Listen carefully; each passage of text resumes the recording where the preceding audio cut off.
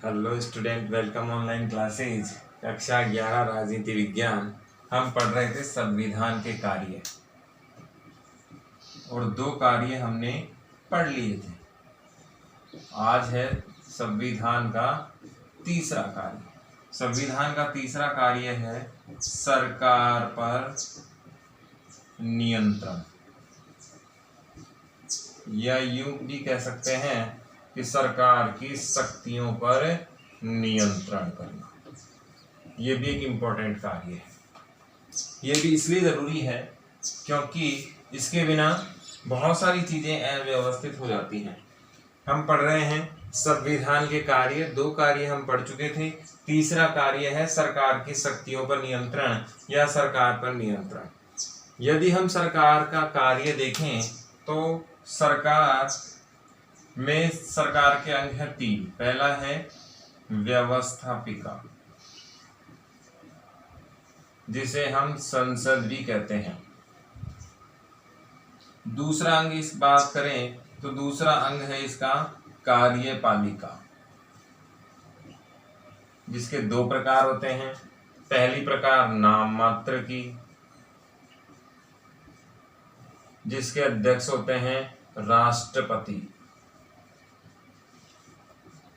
दूसरी है वास्तविक, जिसके अध्यक्ष होते हैं प्रधानमंत्री। और इसका तीसरा अंग है न्यायपालिका। ये सारी चीजें 10th में हमने बहुत डिटेल से पढ़ी थी। सरकार पर नियंत्रण की बात करें या शक्तियों की नियंत्रण की बात करें तो पहले ये समझना होगा कि सरकार होती क्या है। सरकार का मूल कार्य होता है जो उसे नियम वगैरह दिए जाते हैं, संविधान के अनुसार शासन चलाने का जो कार्य करती है वह सरकार कहलाती है। इसके कितने अंग हैं? 3 अंग हैं। पहला व्यवस्थापिका, जो क्या है? संसद है। संसद हम समझते हैं भारत में दिल्ली में है। इसके 3 अंग हैं, राष्ट्रपति, लोकसभा और राज्यसभा। कार्यपालिका 2 प्रकार की होती है, नाम मात्र की, जिसके अध्यक्ष कौन है? राष्ट्रपति हैं। वास्तविक, जिसके अध्यक्ष कौन है? प्रधानमंत्री। और न्यायपालिका हम डिटेल से पढ़ेंगे। 10th में भी हमने पढ़ी, 11th में भी है और 12th में भी है। न्यायपालिका भारत में एकीकृत व्यवस्था है। सुप्रीम कोर्ट ऑफ इंडिया के आदेश पूरे देश में लागू होते हैं। वास्तव में व्यवस्थापिका का प्रमुख कार्य है कानून का निर्माण करना। कानून का निर्माण करना इंपॉर्टेंट सवाल है। 12th बोर्ड में भी आया हुआ है, 10th में भी आया हुआ है, आपको याद रखना है। व्यवस्थापिका का सबसे प्रमुख कार्य क्या है? कानून का निर्माण करना। और संसद कानून बनाती है। संसद की कुछ सीमाएं हैं। संसद संविधान के अनुसार ही कानून बना सकती है। संविधान में जो ढांचा प्रस्तुत किया गया है, संविधान में जो स्ट्रक्चर दिया गया है, संविधान में जो सीमाएं बताई गई हैं, उन सीमाओं से बाहर जाकर हम लोग कानून नहीं बना सकते हैं। हमारी कुछ सीमाएं हैं, संविधान के अनुसार ही कानून बना सकती है संसद। तो संसद का सबसे प्रमुख कार्य क्या हुआ? व्यवस्थापिका, जिसे हम क्या कहते हैं? संसद। इसका सबसे प्रमुख कार्य क्या हुआ? कानून का निर्माण करना। इस कानून के निर्माण को लागू करने का काम, इस कानून को पालना करवाने का काम कार्यपालिका का है, जिसे हम क्या कहते हैं? ओरिजिनल में, व्यवहार में क्या कहते हैं? सरकार कहते हैं। और फिर न्यायपालिका इसकी क्या करती है? समीक्षा करती है, जांच करती है। यदि कोई संसद ऐसा कोई कानून बना दे जो संविधान का उल्लंघन करता हो, संविधान के अनुसार ना हो, कहीं ना कहीं संविधान के नियमों को बांट रहा हो या उससे आगे निकल रहा हो, तो न्यायपालिका इसकी समीक्षा कर सकती है, जांच कर सकती है न्यायिक पुनरावलोकन के माध्यम से। तो ये तो एक स्ट्रक्चर कंप्लीट हुआ। अब इसके बाद हम करते हैं अपने मुद्दे की बात कि सरकार पर नियंत्रण कैसे होता है। बहुत प्रकार की शासन व्यवस्था है। अराजकतावादी है, लोकतंत्रवादी है, समतावादी है, पूंजीवादी व्यवस्थाएं हैं, तानाशाही व्यवस्था है, सैनिक शासन है, दमनकारी शासन है, राजतंत्र है। ये बहुत सारे शासन प्रणाली होती है, इस पर आधारित व्यवस्थाएं होती हैं। सरकार क्या कर सकती है? सरकार कठोर नियम बना सकती है, लचीले नियम बना सकती है, और ऐसे में मानव जीवन को कंट्रोल कर सकती है। सरकार बहुत सारी जगह देखने में आया है कि सिखों को पगड़ी नहीं पहनने दी जाती, बहुत सारी देखने में आया है कि महिलाओं को बुर्का नहीं पहनने दिया जाता, यानी कि अभिव्यक्ति की आजादी पर रोक होती है। अभिव्यक्ति का मतलब होता है अपने मन अंतरात्मा में उमड़ रहे भावों को बोलना। फिर पहनने की आजादी, जैसे मैंने अभी बताई, कपड़े पहनने पर रोक लगा दी जाती है। अभिव्यक्ति बोलने की आजादी पर रोक लगा दी जाती है। बहुत सारे कार्य करने पर रोक लगा दी जाती है, जैसे अल्पसंख्यक, उदाहरण की बात करें हम, बहुत सारे देशों में अल्पसंख्यक समुदाय पर रोक होती है, या अल्पसंख्यक समुदाय अपने कार्यक्रम को विधिवत तरीके से पूरा नहीं कर सकते। इस प्रकार सरकार की शक्तियां असीमित होती हुई चली जाती हैं। इसीलिए सरकार की शक्तियों पर नियंत्रण होना बहुत जरूरी है। सवाल यहाँ से ये बना कि सरकार की शक्तियों पर नियंत्रण क्यों होना चाहिए। पहला सवाल तो यहाँ ये, शक्तियों पर नियंत्रण इसलिए होना चाहिए ताकि सरकार असीमित शक्तियों की मालिक ना हो जाए, सरकार तानाशाही रवैया ना अपना ले, लोगों का शोषण ना करने लग जाए, या दमनकारी शासन ना हो जाए, जैसा शासन सोवियत संघ में था। सोवियत संघ की बात हम लोग अगले साल एनसीईआरटी का जब कोर्स आएगा तो उसमें कम्युनिस्ट एडमिनिस्ट्रेशन की बात हम करेंगे, साम्यवादी प्रशासन की बात हम लोग करेंगे। अगर हम चाइना की बात करें उदाहरण के तौर पर, वर्तमान में कि सरकार नियंत्रित किस प्रकार से हो जाती है, तो वहां जबरन जनसंख्या नियंत्रण कानून लागू किया जा रहा है, जबरन साम्राज्यवाद विस्तार की बात की जा रही है, जबरदस्ती कार्य करवाए जा रहे हैं, बहुत सारे जबरदस्ती रूल रेगुलेशन जनता पर थोपे जा रहे हैं। इस प्रकार से सरकार की अनियंत्रित शक्तियां हो जाती हैं। सरकार की शक्तियों पर नियंत्रण कैसे है और क्यों होना चाहिए, ये बात भी अपने को समझनी होगी। क्यों होना चाहिए, इसका जवाब तो आपको मिल गया होगा, ताकि आम जनता का जीवन क्या हो सके, बहुत आसानी से चल सके, बहुत अच्छे से चल सके। कैसे हो ये हम बताते हैं।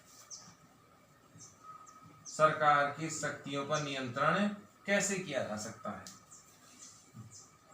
सामान्य व्यक्ति को या व्यक्तियों को भारत का संविधान मौलिक अधिकार प्राप्त करता है, मौलिक अधिकार प्रदान किए गए हैं। इसके बारे में हम पहले भी पढ़ चुके हैं कि मौलिक अधिकार क्या होते हैं क्या नहीं है। मौलिक अधिकारों को फिर से देखते हैं। मौलिक अधिकार संविधान के भाग 3 में दिए गए हैं। भाग कौन सा है? 3। और कहां से कहां तक है? अनुच्छेद 12 से 35 तक इनका उल्लेख है।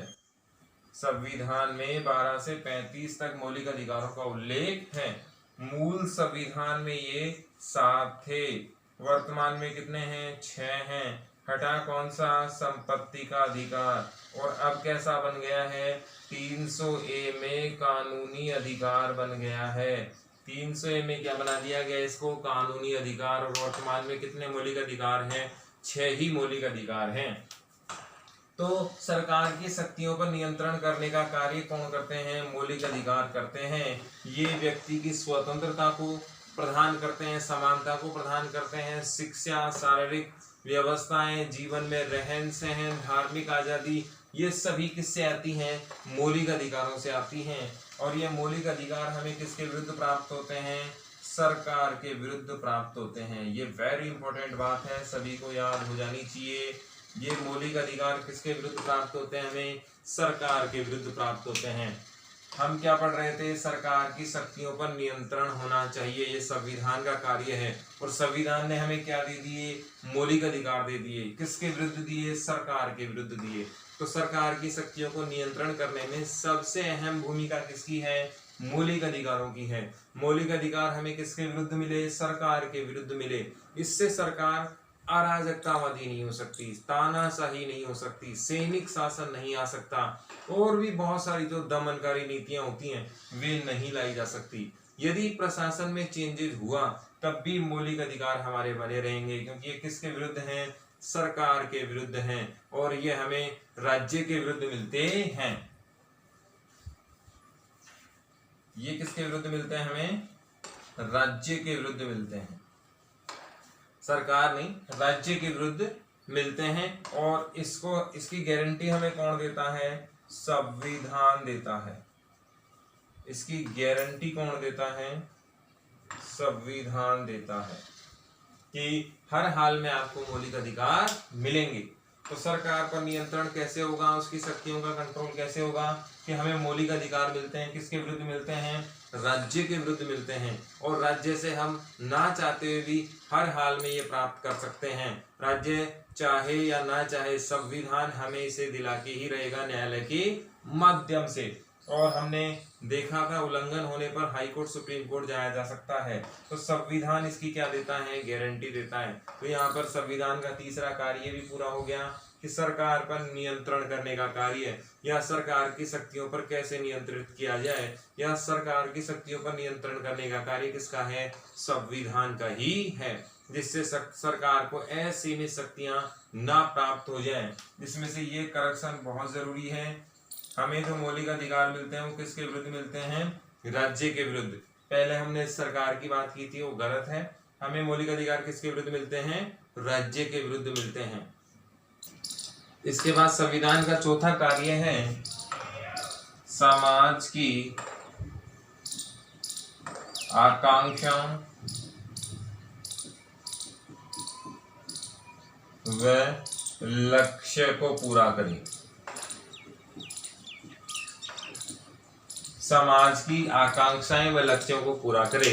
अब हमारे जब राष्ट्रीय आंदोलन चल रहे थे, या यूं कहें स्वतंत्रता आंदोलन चल रहे थे, तो हमने बहुत सारी बातें देखी थी कि हमारे समाज में सबसे बड़ी समस्या स्वतंत्रता आंदोलन के समय निकल कर आई। वो ये थी कि हमारे यहाँ असमानता है, जातिवाद है, भाषावाद है, क्षेत्रवाद है,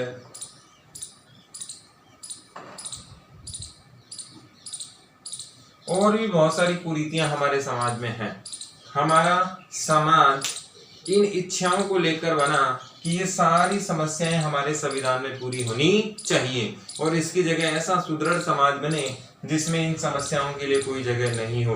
तो हमारे संविधान ने इस बात का पूरा ध्यान रखा है। असमानता को समानता में बदल दिया, जातिवाद कोई नहीं कर सकता, अस्पृश्यता कोई नहीं कर सकता, इसमें अस्पृश्यता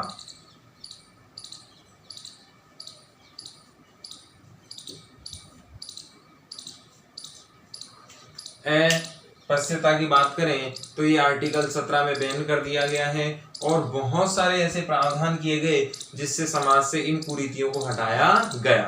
अब अगर हम देखें कि समाज की आकांक्षाओं को पूरा इन्होंने कर दिया, समाज का जो टारगेट था वो भी पूरा हुआ, तो कानून कैसे सबल हो, कानून कैसे मजबूत हो, संविधान को कैसे माने, ये भी हम देख लेते हैं।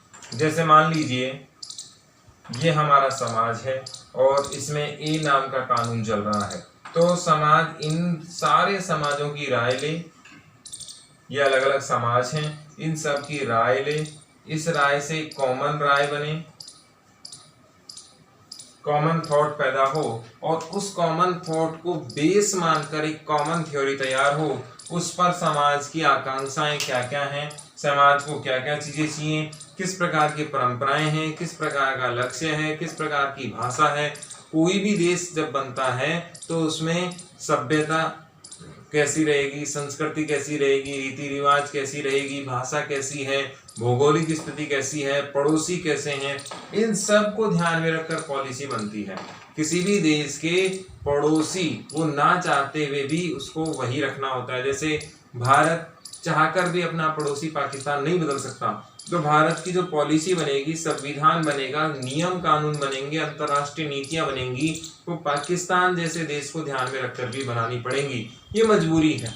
वैसे ही समाज में संविधान जब बनेगा तो समाज कैसा है, वहाँ के रीति रिवाज कैसे हैं, भौगोलिकता कैसी है, अर्थव्यवस्था कैसी है, वहाँ की परंपराएं कैसी हैं, भौतिकवाद की व्यवस्था क्या है, व्यवहार में क्या है, प्रैक्टिकली क्या है, इतिहास कैसा रहा है, और उन सब को ध्यान में रखकर संविधान बनाया जाएगा। यानी कि समाज की हर इच्छा को कानून में जोड़ना चाहिए और समाज का हर लक्ष्य प्राप्त जभी होगा। तो समाज में हमारे स्वतंत्रता आंदोलन में बहुत सारे मुद्दे हमने देखे, जिसमें असमानता, जातिवाद, भाषावाद, क्षेत्रवाद, बहुत सारे ऐसे मुद्दे थे जिनको हम लक्ष्य आधारित करना चाहते थे, इन कुरीतियों को हटाना चाहते थे। तो कोई भी संविधान अगर बनेगा तो संविधान का चौथा कार्य रहेगा कि समाज की हर इच्छा को पूरा किया जाए। समाज में क्या क्या डिमांड्स हैं, समाज में आने वाला भविष्य किस प्रकार से होगा, आज हमारे समाज में क्या कमियां हैं, उनको दूर करने का कार्य भी कौन करेगा? संविधान ही करेगा। और समाज को आगे कैसे बढ़ाया जाए, यदि ऐसा हुआ कि समाज की इच्छाएं पूरी नहीं हुई तो वो संविधान टूटेगा और फिर से बनेगा, जैसे नेपाल में हुआ, श्रीलंका में हुआ, बार बार वहां आंदोलन हुए। उसका मुख्य कारण क्या था? समाज की आकांक्षाओं और लक्ष्यों को पूरा ना करना। यदि आपके अनुसार नियम नहीं बने, ए नाम का संविधान हम बना रहे हैं, ये पूरे समाज हैं, इनके अनुसार यदि समाज के अनुसार संविधान नहीं बना तो ये क्या करने लग जाएंगे? इसका विरोध करने लग जाएंगे। फिर धीरे धीरे ये विरोध इतना बढ़ जाएगा कि संविधान को ही अस्वीकार कर दिया जाएगा। बहुत सारे देशों में हमने ऐसा देखा है, आगे भी देखते रहेंगे कि जब जब जनमानस की इच्छाओं की पूर्ति नहीं हुई है, क्योंकि शासन किसके लिए किया जा रहा है? जनता के लिए किया जा रहा है। और यदि जनता की ही इच्छा पूरी नहीं हुई शासन में, तो उस शासन को उखाड़ कर फेंक देगी, जैसे जन आक्रोश फैलेगा और संविधान हो जाएगा असफल। तो संविधान का चौथा कार्य है कि समाज में हर इच्छा को वो पूरा करे। 100% नहीं हो सकती, लेकिन बहुत बड़े समूह की इच्छा को उसे शामिल करना चाहिए और उस लक्ष्य को पूरा करने के लिए कार्य उसको करना चाहिए। संविधान के सिस्टम ऐसे होने चाहिए कि पहले समस्याओं को अपने अंदर जोड़ ले और अपना कार्य इस प्रकार से करे कि उसका 100% उद्देश्य समाज के द्वारा जो पैरामीटर्स तय किए गए हैं उनको प्राप्त करना उसका लक्ष्य होना चाहिए। इसमें अगला कार्य है राष्ट्र की बुनियादी पहचान। राष्ट्र की बुनियादी पहचान।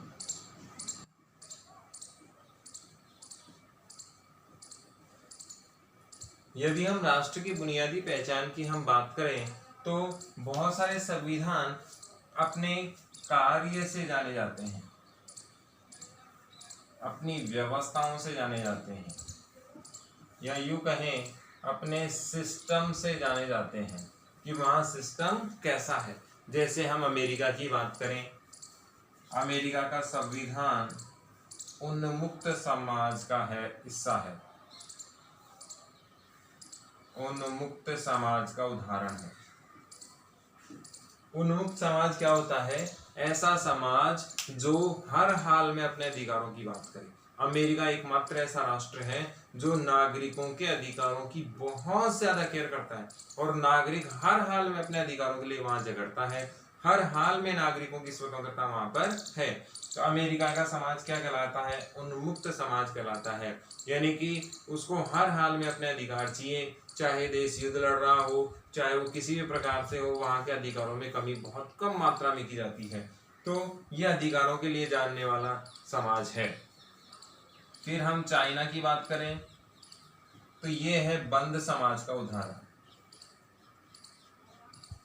बंद समाज कौन सा होता है? बंद समाज का अर्थ है जिसमें अधिकारों की आप बात नहीं कर सकते, दमनकारी शासन होगा, सेना शासन चलाएगी, तानाशाही शासक शासन चलाएगा और आप पर जबरन नियम थोप दिए जाएंगे। बंद समाज है। इसी का अगला उदाहरण है साउथ कोरिया। साउथ कोरिया जिसके लीडर है किम जोंग। इसकी हम बात करें तो किम जोंग ऐसा शासक है जो बेहद क्रूर शासक है। इसने व्यवस्थाओं पर पूरा नियंत्रण कर रखा है, समाज को अपने हिसाब से चलाता है। वहां पर सरकारी रेडियो है जिसे बंद नहीं कर सकते आप, इंटरनेट यूज नहीं कर सकते, विदेशों में घूम नहीं सकते। बहुत प्रकार की दमनकारी से शासन चल रहा है। जैसे राजा महाराजाओं का शासन हुआ करता था वैसा ही आज भी यहाँ पर चल रहा है। तो ये भी किसका उदाहरण है? बंद समाज का है। तो राष्ट्र की बुनियादी पहचान कौन करवाता है? संविधान करवाता है। वहाँ के रूल रेगुलेशन कैसे हैं, वहाँ का सिस्टम कैसा है, तो सिस्टम को डेवलपमेंट कैसा होगा, तो उसी प्रकार से उस राष्ट्र की पहचान बन जाएगी। जैसे हम पाकिस्तान की बात करें, अफगानिस्तान की बात करें, अफगानिस्तान में आज तो स्टेबिलिटी है, एडमिनिस्ट्रेटिव स्टेबिलिटी आ गई, अभी तो प्रशासन में नियमितता है, लेकिन उससे पहले देखें पाकिस्तान बना, अफगानिस्तान बना 71 में, और 71 से 75 तक ही लोकतंत्र चला, उसके बाद लगातार इसमें सैनिक शासन है। अभी शेख हसीना साहब जब से राष्ट्रपति बनी है वहाँ की, तब से वहाँ पर लोकतंत्र की स्थायित्व को प्रधानता मिली है, अदरवाइज पहले सैनिक शासन चलता रहता था। पाकिस्तान की देखें तो पाकिस्तान में भी सैनिक शासन बहुत लंबा चला है। अभी 1999 कारगिल के समय परवेज मुशर्रफ जो थे, उन्होंने कारगिल युद्ध लड़ा और सैनिक शासन स्थापित कर दादागिरी वाला सिस्टम वहां पर किया। भारत के प्रधानमंत्री अटल बिहारी वाजपेयी जी थे उस समय, तो परवेज मुशर्रफ एक सैनिक शासन के रूप में ही थे, जिन्होंने नवाज शरीफ को अपने कुर्सी से हटाकर नजरबंद कर दिया था। तो राष्ट्र की बुनियादी पहचान कराने का कार्य भी किसका है, संविधान का है, कि उसमें कितने प्रकार के नियम होंगे, किस किस प्रकार की व्यवस्थाएं होंगी, शासन प्रणाली किस प्रकार से होगी। जैसे हमारे संविधान में बहुत सारे कार्य यानी कि बहुत सारा सिस्टम बाहर से लिया गया है। जैसे आपातकालीन व्यवस्था जर्मन से ली गई है, आपातकाल की व्यवस्था जर्मनी से ली गई है, न्यायिक पुनरावलोकन अमेरिका से लिया गया है, नीति निर्देशक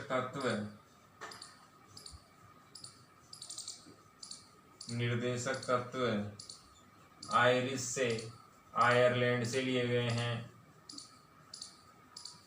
तो जो हमारा संविधान बनेगा वो हमारी पहचान बनेगा। हर देश की संविधान में एक अलग से पहचान होती है, एक अलग से सिस्टम होता है।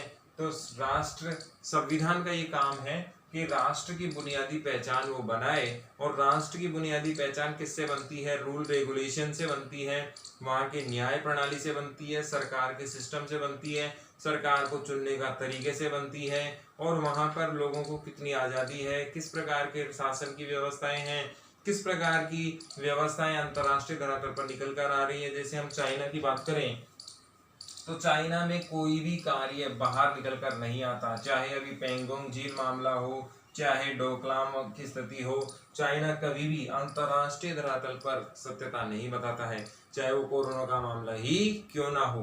तो हमारा ये अंतिम बिंदु भी इससे संबंधित होता है कंप्लीट, कि राष्ट्र की जो बेसिक पहचान है अंतर्राष्ट्रीय धरातल पर या देश में, तो उसका संविधान ही कराता है। जैसे भारत की व्यवस्था की बात करें तो भारत में संविधान कठोर व लचीला